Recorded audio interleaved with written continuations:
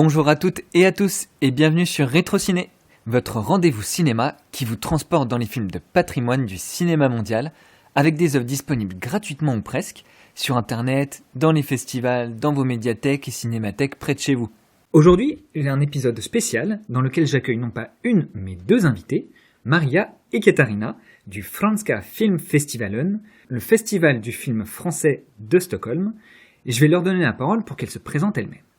Alors, bonjour, moi c'est Maria. Je suis à la fois productrice et programmatrice pour le Festival du film français de Stockholm depuis 2013. Bonjour, je m'appelle Katarina, je fais surtout le marketing, mais je travaille aussi sur le programme et je suis avec le festival depuis 2016. Eh bien, bonjour à toutes les deux, je suis très heureux de vous accueillir dans le podcast Rétrociné. On va parler justement de ce festival.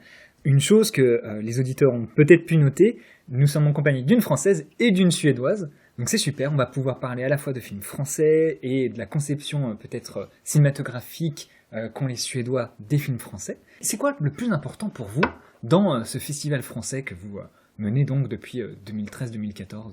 Alors, pour moi, en tant que Française habitant à Stockholm, c'est aussi une manière un peu de partager la culture française avec les Suédois.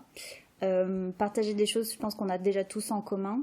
Et aussi un petit peu mettre en avant peut-être des choses pour faire un peu exploser des préjugés, des choses comme ça. Parce que, comme pour toutes les cultures, on a une certaine image de la France ou de cinéma français, et avec ce festival, on essaye un petit peu de montrer que oui, mais il y a d'autres choses. Oui, pour moi, c'est un peu la même chose.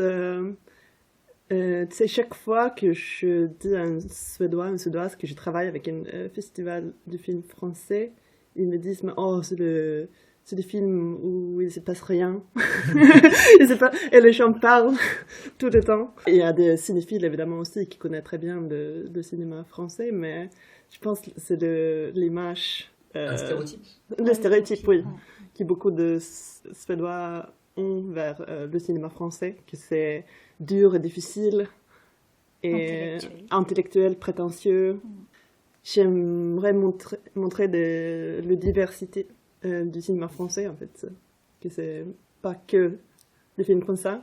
C'est aussi un festival de films français et francophones, donc on travaille essentiellement avec des films français, mais on essaye justement d'ouvrir la programmation avec des films qui viennent d'autres pays où la France est une langue soit parlée, soit officielle. Et donc par exemple, tous les ans, on a un film suisse, régulièrement on a des films canadiens, des films belges, et même des films d'autres pays, peut-être parmi les pays de la francophonie. On essaye de montrer des films aussi de ces pays-là.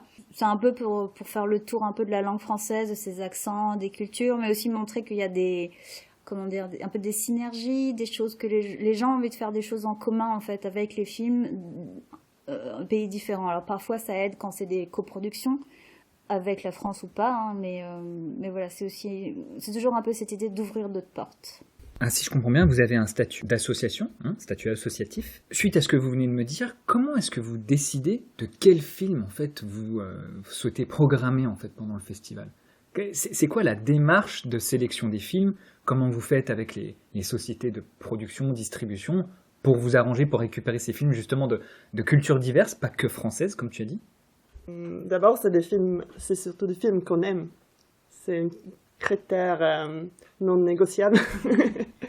Mais puis, on veut des films qui montrent de coup cette diversité. On essaie d'avoir des genres différents, des pays différents, même si on a beaucoup de films d'origine française, mais on essaie toujours d'avoir des films d'autres pays aussi. Est-ce qu'il y a un thème ? Oui, cette année c'est un grain de folie. On essaie de choisir des expressions comme ça, français, et les expliquer en suédois. Et on colle le film à cette expression. Et on fait un petit cours de français aussi au suédois en même temps.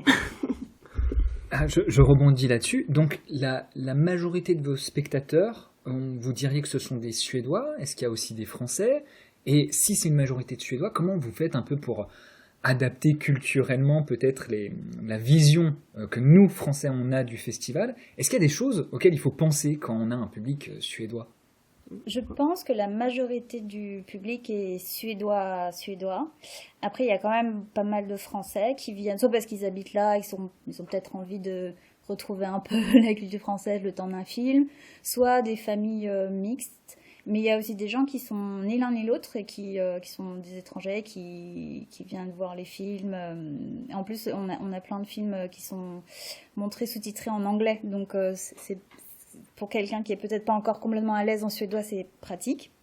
Ça sera jamais film par film, mais sur l'ensemble du programme, on essaye un peu justement de à la fois montrer des choses qui sont vraiment représentatives de la France, de la culture française ou des autres pays francophones qui font partie du programme, et à la fois essayer de trouver des films qu'on pense qui pourront plaire au public et qui peut résonner en fait chez eux.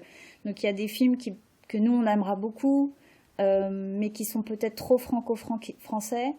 Et du coup, ça va peut-être pas du tout, enfin, ça va peut-être avoir aucun écho chez un public suédois.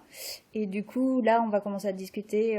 Et c'est là où Katarina aussi, elle est vraiment importante à ce niveau-là parce qu'elle peut vraiment dire ah ouais non mais ce film-là, ça va pas marcher du tout. Personne connaît cet acteur ou ah non mais ce thème, si c'est vachement important en Suède ou des choses comme ça. Donc on essaye de balancer un petit peu, de contrebalancer un peu tous ces aspects-là.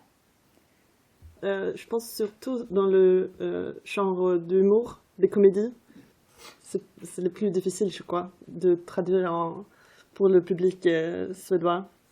Parce que souvent, dans les comédies, il faut des clés culturelles pour comprendre des blagues. Ou des fois, c'est comme on a monté, par exemple, Camelot. Mais là, c'était surtout des Français qui vivaient ici qui est venu. Parce que je pense pour le public suédois, c'est trop difficile.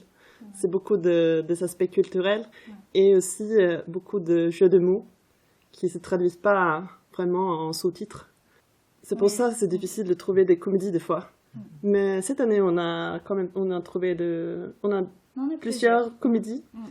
On en a au moins 2. Enfin, on a du coup le film d'ouverture qui est en fait qui est un film suisse, enfin franco-suisse mais surtout suisse, qui est Le procès du chien réalisé par Laetitia Dosch, et aussi le film d'Emmanuel Courcol, Enfant phare. Et en fait, c'est des comédies, mais qui restent vraiment, je dirais, dans la culture française de faire des comédies. Donc il y a toujours un peu cet aspect poétique, un peu philosophique et tout ça, mais c'est clairement des comédies quand même. Est-ce que vous avez des exemples, à travers vos différentes éditions du festival, où vraiment un film en particulier avait fait un grand impact, où le public suédois avait été très réceptif, que ce soit comédie ou autre? Enfin, un moment de festival qui était plus fort que les autres, sur une séance en particulier. Maintenant, je pense à France, le film de Bruno Dumont, pour lequel le public était fou de ce film. On a vendu le ticket dans quelques jours. On a dû le remontrer. Faire une seconde projection. Ouais. Et oui, la demande était fou. On avait que le jour de film pour les tickets de dernière minute, mais très grande. Je ne sais pas pourquoi exactement ça a aussi bien marché, mais on a eu Léa Seydoux sur le poster. C'est peut-être ça, beaucoup de gens ont vu le poster. Tu as des idées, Maria? Pas vraiment. Je repense à cette séance, parce que c'est ça aussi, c'est que nous on montre des films qu'on aime et qu'on pense que les gens aimeront. Après voilà, il y a un petit peu de tous les goûts à la fois dans notre équipe et dans le public, mais du coup même si on fait ça le mieux possible, il y a toujours un peu une part de on sait pas en fait ce qui va se passer. Donc il y a des films, on est persuadé que des tickets vont se vendre super vite et en fait ça prendra peut-être un peu plus de temps, et il y a d'autres films on se dit oulala, celui-là va falloir travailler plus en communication et tout, et finalement qu'ils se vendent super bien. Et en fait, c'est bien aussi parce que le public peut surprendre parfois. Donc ça, c'est intéressant pour nous aussi. Ça nous rend très nerveuses, mais c'est intéressant. Et c'est bien parce que c'est là qu'on voit que c'est quelque chose de vivant, quoi. Katharina, là, tu touchais quelque chose en disant qu'il y avait Léa Seydoux sur l'affiche. Est-ce que le public suédois, voilà, il a des acteurs, actrices françaises qu'il est capable d'identifier, voire des réalisateurs, peut-être? Et aussi, est-ce que ça vous permet d'inviter des gens au festival? Et si oui, qui est-ce que vous avez eu au long des différentes éditions qui sont venus, acteurs, actrices, réalisateurs? Je pense que les plus connus ici, c'est Léa Seydoux, Gérard Depardieu. C'est un peu les clichés de cinéma français ici. Catherine Deneuve, Juliette Binoche. Toute cette génération-là, Ouais. elle est très connue. Mais même la nouvelle génération, en effet, elle est assez douce. Des gens comme Adèle Exarchopoulos, je suis sûre qu'il y a beaucoup de gens qui les reconnaissent. Ouais, parce que le film de Et de Kishish, Kishish. par exemple. Ouais. Le film, le Blå är en varmaste färg. C'est le Voilà, titre suédois. Il a fait un gros succès ici. C'est la vie d'Adèle. Ouais. c'est ça. Et c'est de ça que Léa Seydoux est le plus connue aussi, je crois. Puis le plus gros succès ici, je pense que c'est ce film sur l'amitié improbable entre Omar Sy et Intouchable. Intouchable, oui. Mm. Il a fait un gros succès ici aussi. Et Amélie Poulain. C'est marrant parce que c'est quand même une comédie aussi, Intouchable. Ouais. Une comédie assez franco-française avec nos problématiques sociétales. Ouais, mais ça c'est... Qu'est-ce très qui a universel. touché, selon toi, les Suédois? Je pense que c'est cette amitié improbable. On adore ça ici. J'avais plusieurs films sur ce thème, mais je ne me souviens plus d'exemples. Mais... Oui, parce qu'en fait, c'est un peu le thème des chocs de culture. Et les chocs de culture, ça crée toujours des situations de comique. Et je pense que c'est pour ça que, par exemple, en fanfare, ça devrait pas trop mal marcher en Suède, parce que c'est vraiment ça le thème. Ouais, on est très conscient de classe ici, des pays socialistes. Je pense qu'on a... Mais c'est global, je pense. On est fasciné par cette clash de classe. Des classements. Est-ce que vous avez eu, par exemple, des avant-premières très spécifiques, notamment au niveau peut-être des Nordiques? Donc les Nordiques, Norvège, pour expliquer un peu au public français, ça regroupe Norvège, Danemark, Suède, un peu indirectement on va dire la Finlande et l'Islande. Est-ce que vous avez eu, avant tous ces pays, des films pendant le festival? Alors, en termes de première, nous, on n'a aucune exigence à ce niveau-là dans la pratique, mais oui, c'est arrivé de nombreuses fois qu'on ait eu des premières nordiques. D'ailleurs, le documentaire À bicyclette, je pense que ce sera une première nordique qu'on montre ici. C'est un film tout nouveau. Et après, le plus souvent, c'est plutôt des premières, soit suédoises, soit stockholmoises. Mais c'est arrivé, oui, qu'on ait des premières nordiques. Mais alors après, une des raisons pour lesquelles on court pas après directement, c'est que souvent c'est un argument pour que ça coûte plus cher. Et aussi souvent, alors c'est pas pour nous envoyer des fleurs, mais comme c'est des très bons films, il y a d'autres festivals qui les veulent, et il y a d'autres festivals qui ont des plus gros muscles que nous. Donc, par exemple, là, certains de nos films, ils sont aussi au festival de Göteborg, et c'est super parce que du coup, ça permet vraiment aux films d'avoir un espèce de lancement juste avant nous dans cet énorme festival qui a une visibilité dans tous les pays nordiques justement, et ça va à un moment donné résonner un petit peu à Stockholm. Donc nous derrière, c'est bien parce qu'on récupère un peu des gens qui ont déjà entendu parler de ces films-là. Je pense notamment à quand ça Jouer avec le feu des Sœurs Coulin qui passe là à Göteborg et que nous on va présenter aussi. Donc voilà. Du coup, ça sera une première stockholmoise dans notre cas. Tu parles un petit peu de la force de frappe, entre guillemets, de votre festival, le Franska Film Festivalen. Est-ce qu'on peut revenir un petit peu plus en détail sur le rôle de chacune? Vous êtes deux vraies organisatrices sur place chaque année. Vous avez aussi une équipe de volontaires, vous avez des personnes depuis la France qui travaillent un peu directement avec vous. Et un petit peu, expliquez-nous le rôle de chacune. Alors, le noyau, en réalité, on est 4. Donc, il y a Katharina et moi, et là, qui ne sont pas aujourd'hui, mais il y a aussi Émilie, qui, elle, habite à Paris, et Marina, qui habite aussi ici, qui est aussi française, et qui travaille aussi dans le milieu du cinéma. Et ça, je dirais, c'est le cœur un peu du festival, et c'est nous qui essayons de le piloter tout le long de l'année. Et après, oui, en effet, on a des bénévoles qui nous accompagnent souvent toute l'année, en fait, parce qu'on a, en plus du festival, on a les projections hebdomadaires ce qu'on appelle les Flanskatis, qui sont les mardis français, qui sont une tradition aussi du festival depuis déjà avant notre équipe. Et puis, de temps en temps, on a des petits événements par-ci par-là. Donc, voilà. Et donc là, on a une équipe de bénévoles super qui sont là depuis un moment et qui nous épaulent tous les événements. Vous comptez combien de spectateurs à peu près à chaque édition du festival? Les dernières années, presque tous les sessions ont été complets. Et on a eu à peu près 2000 spectateurs, un peu plus si on compte les mardis français aussi. On va peut-être passer à un sujet un peu plus théorique, on va dire, pour nous, Français.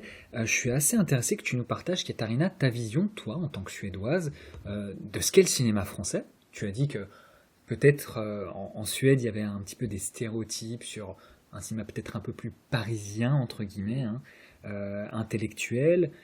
Pourtant, vous nous dites que là, vous essayez de faire un petit peu des mélanges de genres, des mélanges de goûts, que ce sont des films qui vous plaisent. Mais du coup, c'est quoi, par exemple, les grandes réussites françaises en Suède depuis les années, je sais pas, 80, 70, qui ont vraiment marqué le paysage en Suède? Parce que nous, à l'inverse, on est plutôt sensible au cinéma de Bergman, j'ai envie de dire, je serais l'un des plus connus. C'est quoi vraiment cette vision qu'ont les Suédois du cinéma français? Et qu'est-ce que toi, t'aimerais justement apporter en plus? C'est difficile. Mais d'abord, je crois que c'est la nouvelle vague qui ont marqué beaucoup de... Je pense que presque tous les Suédois connaissent ce mot, la nouvelle vague, et a des connotations de ce que ça veut dire. Mais peut-être on a vu 1 ou 2 films de Godard, par exemple. Mais ça aussi, c'est lié à l'image du cinéma français prétentieux, je crois. Soit on l'aime, ou soit on le trouve très prétentieux. Et si on l'aime, peut-être on regarde plus de films français. Mais pour moi, je pense que j'ai commencé à regarder des films français assez tard, quand j'avais 20 ans. J'ai vu le film Les chansons d'amour par Christophe Honoré. J'ai adoré ce film. Je voulais découvrir plus. Justement, tu commences à parler de tes goûts personnels. Ouais. Ça m'intéresse aussi. Quel film français vraiment tu as adoré, lesquels tu as détesté, et est-ce que tu arriverais à nous expliquer pourquoi? Je me demande si j'ai vraiment détesté. J'ai vu des films... je pense que j'ai vu Les 400 coups. Et j'ai pas... Quand j'avais genre 14 ans, j'ai pas bien compris. J'étais pas habituée à voir des films comme ça. Je viens pas d'une famille de cinéphiles. Donc j'avais pas vu beaucoup de films un peu plus difficiles, entre guillemets. Puis je l'ai revu plus tard et je l'adorais. Mais, ok. J'ai le 1. Le 1 dans la liste. Plutôt c'est un réalisateur, c'est Eric Romer. J'adore. Ah oui, Et là, je rentre peut-être dans cette stéréotype de cinéma français où les gens parlent sans cesse. Mais en fait, j'adore ça.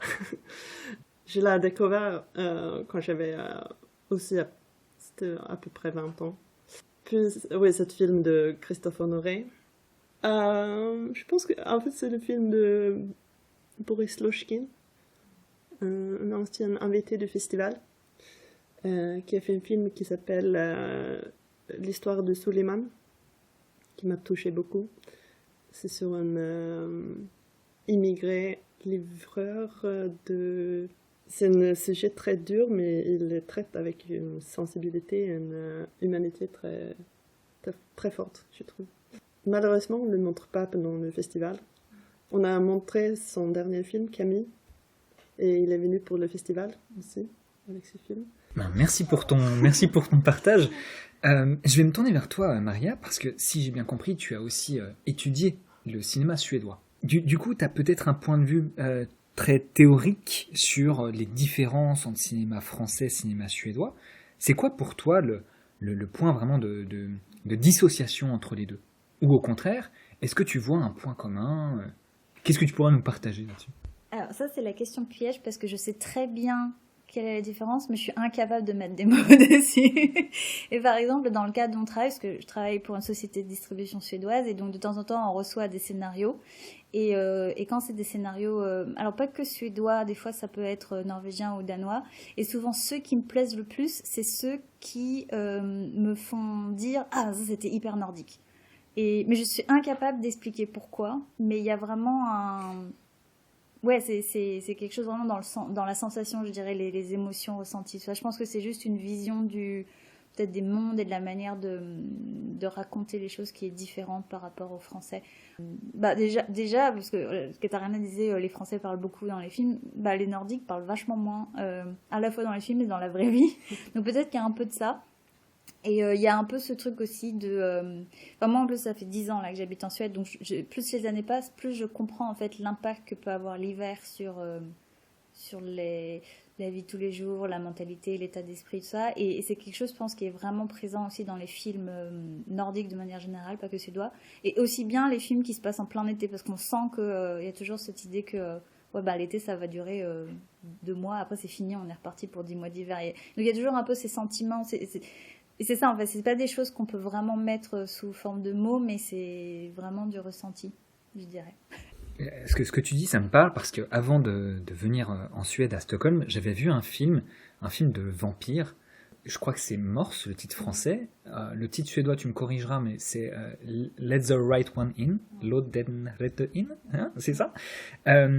Ce film, effectivement, on y voit la noirceur, on y voit qu'il y a peu de dialogue, que ça passe beaucoup par l'image, et le ressenti un peu froid, glacial, qu'on imagine aussi en tant que Français depuis la France, mais qui a l'air d'être une réalité aussi en Suède. Donc ce film, il avait fait beaucoup de bruit, je crois que Hollywood avait même essayé de faire un reboot, une réadaptation, pardon. Est-ce que tu aurais une sélection de films plutôt suédois, voire nordiques, que tu as aimé, ou que tu penses qu'il y a un intérêt pour les spectateurs français de découvrir ? Alors, juste avant de répondre à cette question, justement, parce que je pense que là, tu nommes vraiment le film suédois contemporain, moderne, qui a le plus marqué. Alors, en effet, je pense qu'il n'y a pas plus nordique que ce film, mais c'est pas simplement parce que ça se passe en plein hiver, mais c'est vraiment une peinture de la vie dans les petites villes suédoises qui est extrêmement réaliste, même si c'est une histoire de vampire. Et d'ailleurs, je me permets de faire une petite note parce que toi aussi, tu as un lien fort avec la Corée. Et moi, j'avais travaillé sur plusieurs projets justement avec des réalisateurs coréens. Et l'idée, c'était d'interviewer ces réalisateurs et en gros de leur demander quel est votre film suédois préféré ou lui qui vous a marqué. Et la grande majorité, c'était vraiment 99%, parlaient de ce film-là. Et disaient, ça, c'est le film suédois en fait. Et je suis sûre que si on faisait le même... projet avec des réalisateurs français, je ne serais pas étonnée que ce soit ce film qui revienne le plus souvent, même si, là du coup je réponds en partie à la question, je pense que Bergman reviendra plus souvent aussi. Et d'ailleurs moi, c'est Bergman qui m'a amenée en Suède, alors là ça fait longtemps que j'ai oublié. Depuis que j'ai mis le pied en Suède, j'ai pas revu un film et tout, mais avant j'étais obsédée, je savais, alors peut-être pas tout, mais j'étais capable de dire oui, quel tel acteur était dans tel film, de quoi ça parlait, je le connaissais sur le bout des doigts. Mais, et pourquoi Bergman ?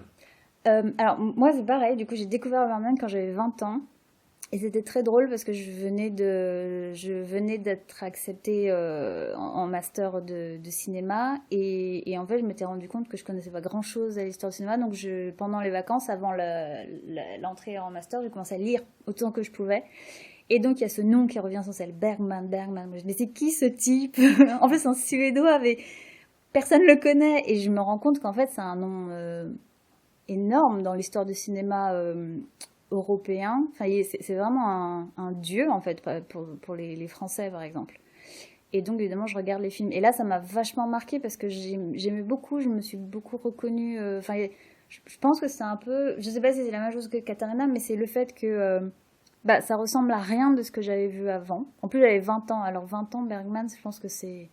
Sur quelqu'un, ça fait un effet un peu violent aussi, je pense.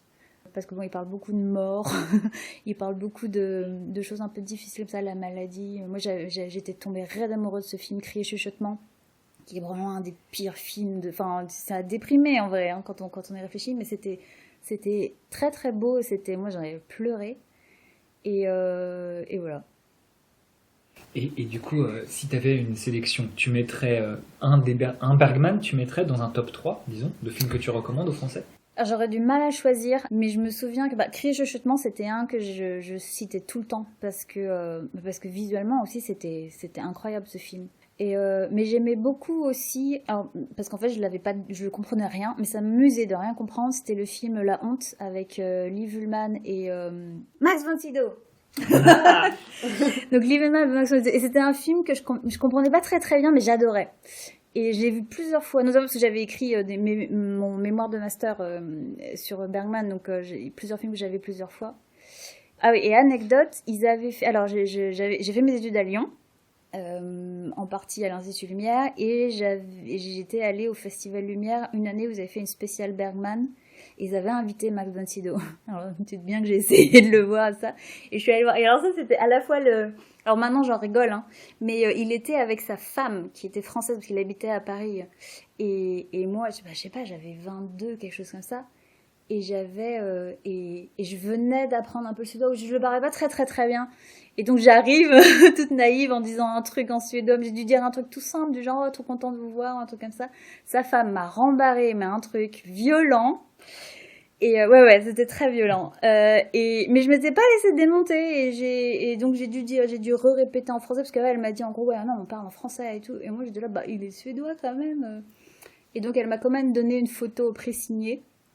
Et je me souviens plus très bien, mais j'étais un petit peu dans cet état, mon Dieu, j'ai Max von Sydow devant moi en vrai, quoi. Et donc, il y avait un peu ce truc un peu ado, mais genre, je suis une personne d'Ingmar Bergman, tu vois. Donc, je pense que c'était un peu une expérience un peu folle. C'est marrant parce que moi, à l'inverse, je serais très impressionné de rencontrer cette grande famille d'acteurs suédois. Je vais mal prononcer le nom, tu me corrigeras, Katharina. Les Skarsgård. Skarsgård. Oui, non, mais c'était bien. Le famille Skarsgård. Voilà, c'est beaucoup plus joliment dit. Eux, on va dire, ils sont beaucoup plus peut-être tournés vers Hollywood en ce moment. Est-ce que pour autant, en Suède, il y a des acteurs, des réalisateurs que toi, t'aimerais partager aussi au public français? J'aime bien Roy Andersson, je sais pas si ça peut vous aider. Peut-être que vous n'aimez pas du tout. Oui, j'aime bien. C'est que Roy Andersson, c'est un petit peu le pendant du cinéma français intellectuel. Enfin, c'est donc ouais. Mais oui, c'est un très grand cinéaste. Si vous n'avez pas vu les films de Jean-Pierre Deschamps, surtout. Je pense qu'il s'exporte pas trop en France. Oui, peut-être aussi. Il y a un humour aussi dans les films de Jean-Pierre Deschamps. Et c'est peut-être un humour très suédois ou très nordique, un peu noir. C'est comme le film de Ruben Östlund aussi. Au moins, beaucoup de Français que je connais n'aiment pas le film de Ruben Östlund. Je sais qu'il a eu des critiques très mal. En même temps, c'est Vincent Lindon qui l'a donné le Palme d'Or la dernière fois avec... comment il s'appelle son dernier film? Triangle of Sadness. Triangle of Sadness. Sans filtre en français. Ouais. Il était président du jury cette année-là. Mais moi, j'adore le film de Ruben Östlund, surtout, peut-être pas celui qui ont eu les palmes, mais les plus vieilles, les plus anciennes, comme De ofrivilliga. Hypnothérapie. Mais il y a un autre nom français, non? Force majeure, c'est ça. Ça j'aime. Moi, je crois que c'est celui-là de film de Ruben Östlund que j'aime le plus. Et je suis assez d'accord. J'ai pas du tout aimé les deux Palmes d'Or. Je sais pas. Bof. Moi, je l'aimais quand même. Ouais. J'aime bien les caricatures qu'il peinte. Mais je préfère. Maintenant, il fait surtout des films sur les classes élevées, on dit ça? Aisées. Et avant, genre, dans mon frivilliga, c'est The Involuntary en anglais. Je sais pas si il y a un titre en français, mais là, c'est plutôt les gens ordinaires suédois. Et des profs, Du quotidien. Du quotidien, ouais. Et je préfère ça. Mais je pense que ça parle que du fait qu'il est maintenant il est une grosse star. Et il fait des films de ce qu'il connaît. J'aimerais maintenant poser une question sur un petit peu le public suédois. Donc on part du principe qu'il y a quand même une majorité de Suédois qui viennent au festival français, mais aussi de manière plus globale en Suède.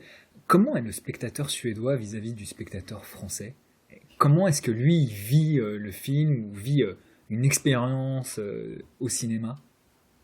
Mais d'abord, les gens en Suède vont au cinéma beaucoup moins que les Français, malheureusement. Euh, je sais pas exactement pourquoi. C'est plus cher, surtout, en Suède. Mais on n'a pas ce système de réduction en Suède. Même pour les étudiantes, on n'a pas de réduction. Mais je pense pas que c'est que le prix. C'est une culture aussi. Une habitude. Oui, Et parce en Suède, c'est plus un événement d'aller voir un film. C'est un peu comme aller à l'opéra ou au théâtre, alors qu'en France, c'est quelque chose de très quotidien. Tu peux le faire à la dernière minute. T'as pas vraiment besoin d'organiser ta sortie cinéma. Alors qu'ici, c'est quasiment comme organiser une soirée pour aller au théâtre. Oui, quoi. c'est ça. Oui, tu mets le doigt sur quelque chose. C'est vraiment ça. Je sais, beaucoup de mes amis, quand ils vont au cinéma, c'est genre une fois chaque 6 mois. Et là, c'est vraiment l'événement. On achète beaucoup de bonbons, de popcorn. Et maintenant aussi, il y a beaucoup de cinémas ici à Stockholm où on peut acheter à manger pendant le cinéma, ou pendant le film, et à boire devant. Oui, c'est une soirée, hein. C'est intéressant parce que je pense que peut-être dans les gros UGC, les gros pâtés en France, on a aussi un peu cette culture de manger des pop-corn, mais pas forcément. Alors le verre de vin, je crois pas, je me trompe peut-être, mais de manière générale, quand on va dans des petites salles, normalement, c'est assez impoli, je dirais, de manger des pop-corn, de faire du bruit. Alors qu'à l'inverse, j'ai l'impression qu'en Suède, c'est ok, en fait, tout à fait ok de parler même pendant le film, d'échanger ce qu'on pense, de faire du bruit, de peut-être plus vivre le film, d'être moins spectateur. Est-ce qu'il y a aussi cette envie d'être plus actif? Ça dépend du film, mais oui. Moi et Maria, on est allés voir Nosferatu il y a quelques jours. Et là, tout le monde, toutes les salles, il y avait quand même beaucoup de monde. Ouais. Avec des gros popcorn. Mais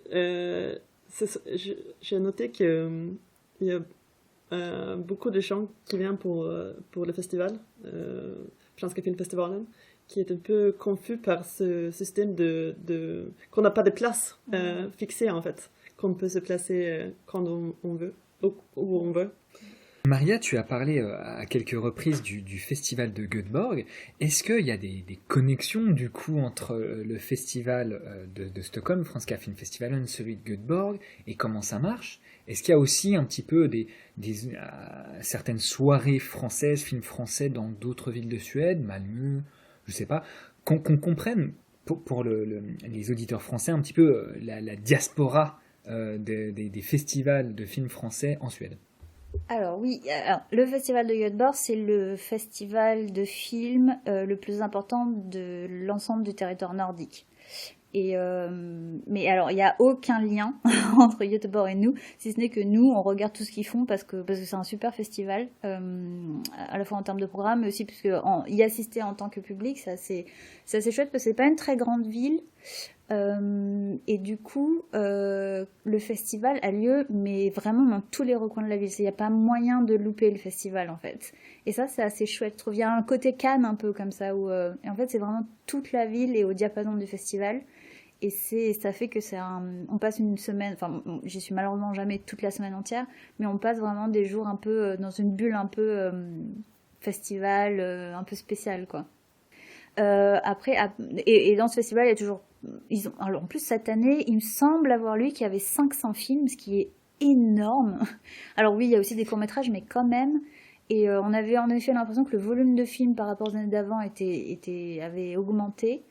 Et donc, il y a forcément beaucoup de films français, ou au moins des coproductions françaises. Enfin, le cinéma français, de manière générale, le volume de films produits par année est assez important. Donc, c'est un peu difficile de ne pas en avoir ou de ne pas en avoir beaucoup. Donc, d'un côté, ça reflète quand même pas trop mal le paysage du cinéma de manière mondiale. Ouais, donc, oui, c'est ce que je disais, il y a certains de leurs films que nous aussi on a dans notre programme, et il y a plein de films que eux ils ont et que nous on aurait adoré avoir. Mais c'est ce que je disais, voilà, eux ils ont 500 films, nous on est limité à une douzaine. Donc on doit notre travail est différent du coup parce qu'on doit être beaucoup plus sélectif. Et alors pour les autres festivals, je suis pas certaine qu'il y ait d'autres festivals qui soient entièrement dédiés au cinéma français et francophone. Quoiqu'il me semble que dans la ville de Örebro, le cinéma Roxy organise une semaine de cinéma français tous les ans, je crois autour du mois de mai, quelque chose comme ça, ou octobre. Je suis plus très sûre, mais ou peut-être ils ont changé. Mais en tout cas, ils ont comme ça un programme un peu de films français et ils essayent un peu de soutenir les films distribués surtout. Et sinon, oui, il y a plein d'autres festivals. À Umeå, il y a un festival de cinéma européen. Et là, forcément, il y a toujours des films français.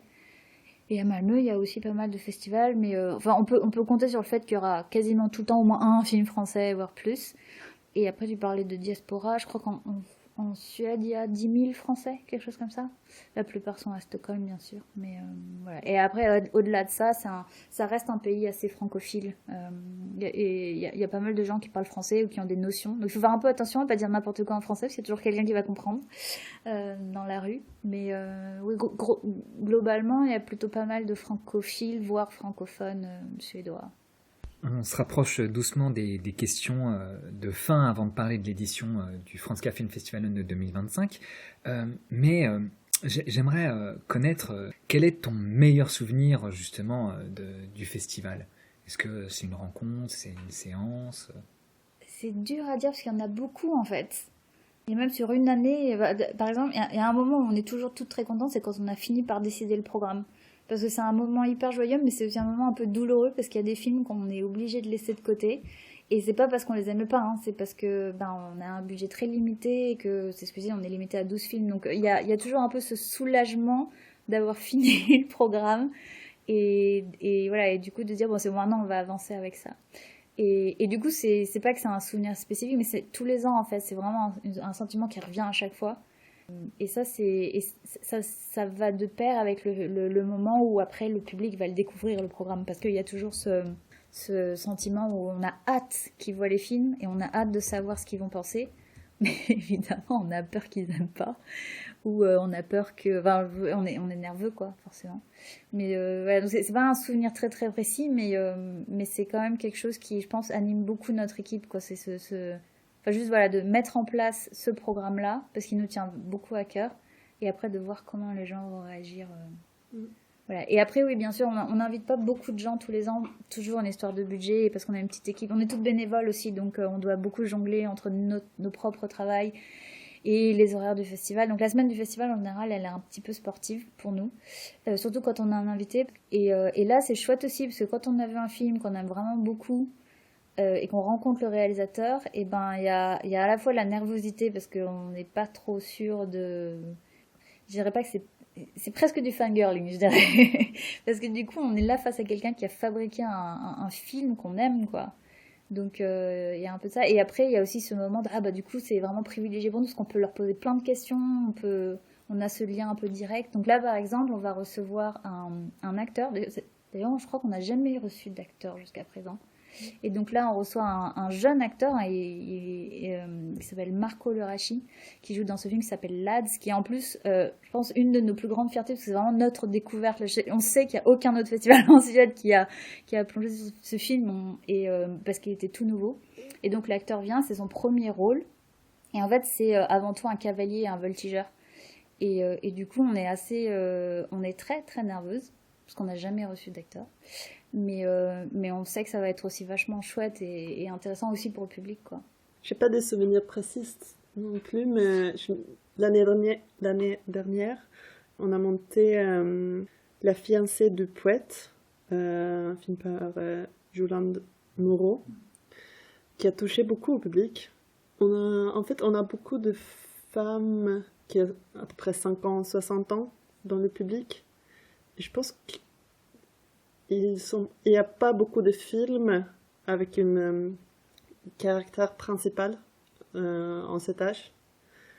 Et je sais pas je pense que c'est pour ça que beaucoup de femmes dans le public étaient très touchées par ce film et sont venues nous parler après.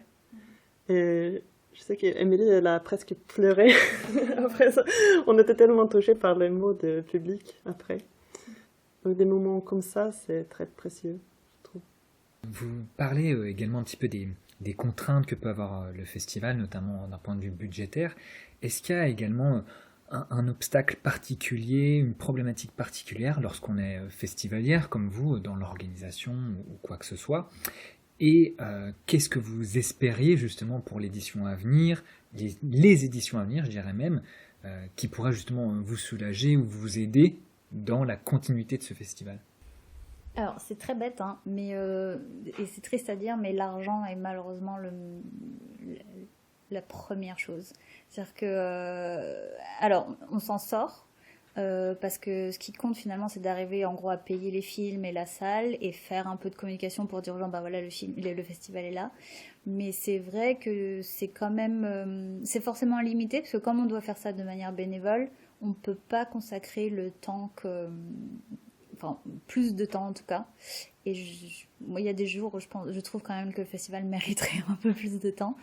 Et aussi, du coup, ça limite beaucoup parce que là, on arrive à créer un programme d'environ 12 films. Et de temps en temps, ouais, c'est ce que je disais, on est obligé de mettre des films de côté. Ça aurait été bien si on pouvait avoir même ne serait-ce que le double en fait. Parce que 20 films, voilà, 20 films déjà, c'est pour représenter l'immensité du cinéma français, choisir 20 films déjà c'est difficile, alors imaginer 12, des fois c'est un peu difficile. Après c'est quand même chouette parce que du coup on a des débats intéressants, on discute beaucoup, on essaye d'être le plus démocratique possible dans l'équipe quand on choisit les films. Et du coup, si, comment dire, c'est un peu excitant, quoi. Mais c'est vrai qu'on aurait bien aimé avoir la possibilité de faire quelque chose un petit peu plus gros. L'objectif principal, c'est vraiment la limitation budgétaire. Et donc, le fait qu'on puisse pas, par exemple, payer au moins une personne de l'équipe qui puisse vraiment travailler sur... En fait, il y a plein de petits détails qu'on pourrait améliorer. Et 1-2 par exemple on l'avait fait pendant un moment, mais là maintenant on peut vraiment plus le faire. En fait on faisait tourner notre programme dans d'autres villes, et ce qui faisait qu'il y avait enfin un public plus grand qui pouvait accéder à des films français qui étaient visibles que pendant notre festival. Parce que tout à l'heure tu parlais de première, on n'a pas vraiment de première. Par contre c'est vrai que la plupart de nos films en fait c'est des films qu'on achète directement en France, qui sont pas distribués, donc qui ne vont pas sortir en salle, et donc c'est souvent la seule occasion pour le public de les voir, ce sera chez nous en fait.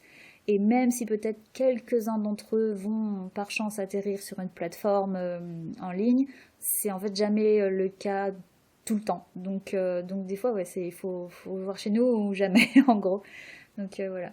Et Katharina, je vais te demander peut-être de redonner un petit peu le contexte de cette édition 2025 du Franska Film Festivalen. Donc c'est du 11 au 16 février. Si tu peux repréciser l'invité, peut-être les films qui vont être projetés, et peut-être même le faire en suédois à certains moments. Ah ok, je peux me mélanger. Franska Film Festivalen 2025 déroule de 11 au 16 février au cinéma Cita à Stockholm. Et le thème de cette année, c'est un grain de folie qu'on peut voir dans plusieurs films, notamment le film d'ouverture, Le procès du chien, par Laetitia Doche, oui, où elle décide de défendre un chien à un tribunal. Puis on a Lads, le film de Julien Menanto, et pour lequel on a aussi une invitée, le rôle principal joué par Marco Leracci, cascadeur et voltigeur, et son premier rôle principal, je pense, et il porte vraiment le film. Alors, c'est vrai qu'il y a le thème de Un grain de folie, et il y a un autre aspect que peut-être on peut mentionner un peu. On essaye un petit peu tout le temps de... Alors, souvent, c'est sans vraiment nous en rendre compte, mais on essaye tout le temps un peu d'avoir une espèce de représentation des différentes régions, cultures et accents français. Et par exemple, dans...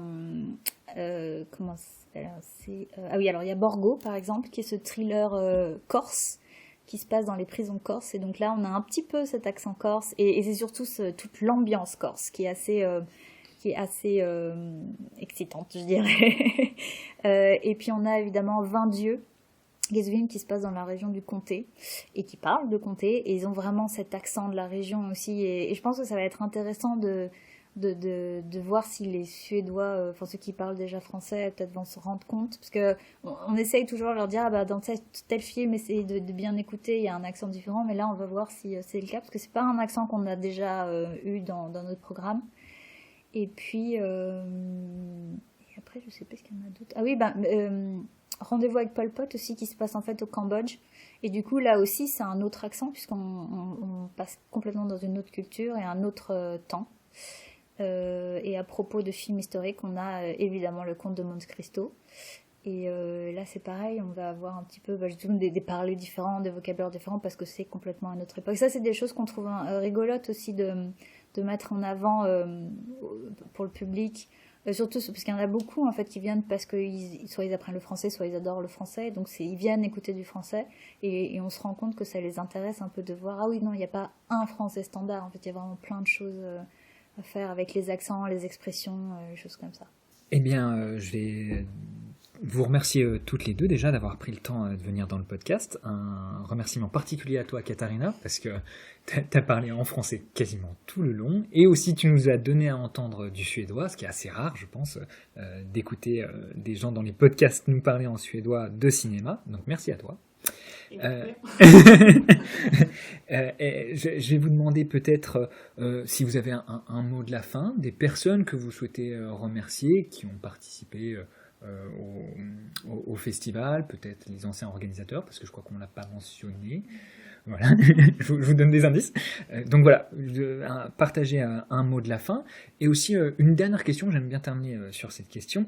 C'était votre premier podcast, toutes les deux, la première fois ? Oui. Si vous êtes d'accord de me partager un petit peu quel était votre ressenti pendant ce podcast, est-ce que vous en retenez, et si vous en referiez d'autres ?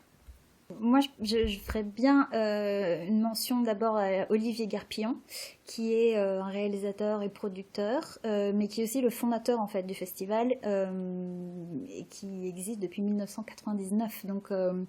Donc en fait, tout ça, c'est aussi grâce à lui. Et puis après, le festival après est devenu une association indépendante de l'Institut français où Olivier l'avait créé depuis 2012, on avait dit, ouais, c'est 2012. Mais en fait, il est toujours là. En fait, il est dans le sens où quand on a vraiment besoin, il nous aide toujours, même si nous on s'occupe de la logistique. Et maintenant, il travaille sur des assez gros projets de films et voilà, surtout en tant que producteur, mais aussi réalisateur.